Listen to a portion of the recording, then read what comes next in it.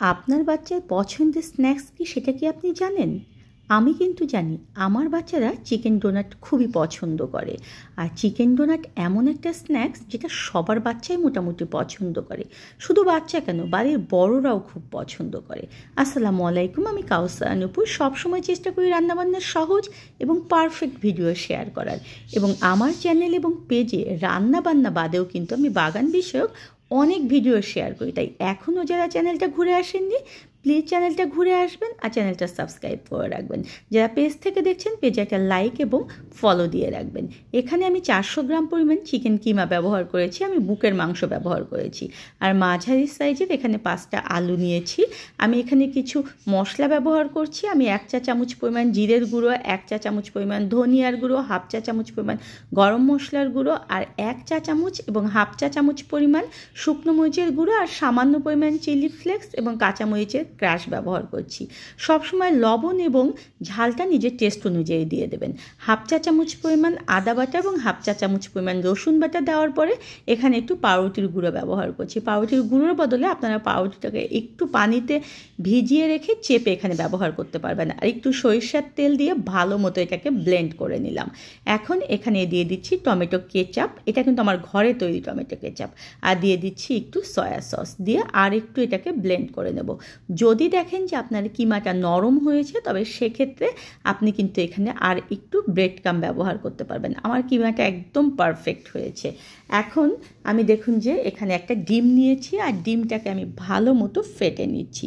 হাতে একটু তেল লাগিয়ে নিতে হবে যাতে করে কিমা লেগে না যায় হাতে। আপনি ঠিক কত বড় করে ডোনাট বানাতে চান সে অনুযায়ী এখান থেকে কিমা নিয়ে হাতের মধ্যে ফার্স্ট চেপে নিতে হবে এবং হাত দিয়ে দেখুন যে এভাবে চারপাশটাকে মসৃণ করে নিতে হবে। আর আঙুল দিয়ে মাঝখানে আমি একটা ছিদ্র করে দিয়ে এটাকে ডোনাটের একটা শেপে নিয়ে আসলাম।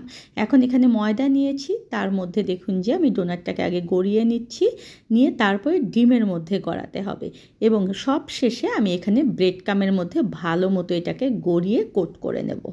এই যে কাজগুলো দেখালাম, এগুলো একটু মনোযোগ সহকারে এবং দেখে দেখে করবেন, তাহলে দেখবেন যে আপনার ডোনাটের শেপটা অসম্ভব সুন্দর হবে।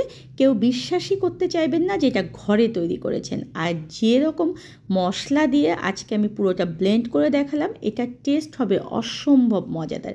এরকম করে বানিয়ে আপনারা এটাকে 2 থেকে 3 ঘন্টার জন্য ডিপ ফ্রিজে রেখে দেবেন। 3 ঘন্টা পরে আমি ফিরে আসলাম, ডিপ ফ্রিজ থেকে বের করেছি। দেখুন যে কত সুন্দর হয়েছে, একদম শক্ত হয়ে গিয়েছে। এখন এটাকে আমরা সংরক্ষণ করব। জিপার ব্যাগ বা এয়ারটাইট বক্সের মধ্যে এটাকে সংরক্ষণ করতে পারবেন 3 থেকে 4 মাস পর্যন্ত। আর ঠিক যখন প্রয়োজন তখনই বিকেলে চায়ের সঙ্গে, বাচ্চার টিফিনে বা অতিথি আপ্যায়নে এটাকে ভেজে পরিবেশন করতে পারবেন। আপনারা বন্ধের দিন একদিন কষ্ট করে বানিয়ে রেখে পুরো মাস বা সপ্তাহে আরাম করে থাকতে পারবেন। আর আমি প্রতিটা স্ন্যাক্সের রেসিপিতে ফ্রোজেন পদ্ধতি দেখাই যাতে করে সবার উপকারে আসে। তাই অবশ্যই চ্যানেলটা ঘুরে আসবেন। চুলায় দেখুন যে তেল উঠিয়ে দিয়েছি, আর তেলের মধ্যে আপনার ফ্যামিলিতে যতটা প্রয়োজন ততটা ডোনাট দিয়ে দেবেন। দিয়ে চুলার আঁচটাকে ফার্স্ট আমাদের জোর আঁচে রাখতে হবে। রাখার পরে মাঝারির চেয়ে একটু আঁচটাকে কমিয়ে দিয়ে উল্টিয়ে পাল্টিয়ে আমাদেরকে ডোনাট ভাজতে হবে।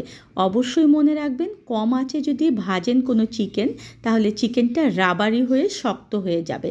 কিন্তু যদি মাঝারি আঁচের চেয়ে একটু কমিয়ে দিয়ে ভাজেন, তাহলে দেখবেন যে উপরটা বেশ ক্রিস্পি হবে এবং ভিতরটা জুইসি হবে।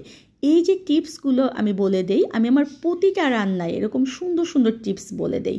আপনারা যারা চ্যানেলটা ঘুরেছেন তারা তো অবশ্যই জানেন যে আমি এরকম টিপসগুলো শেয়ার করি।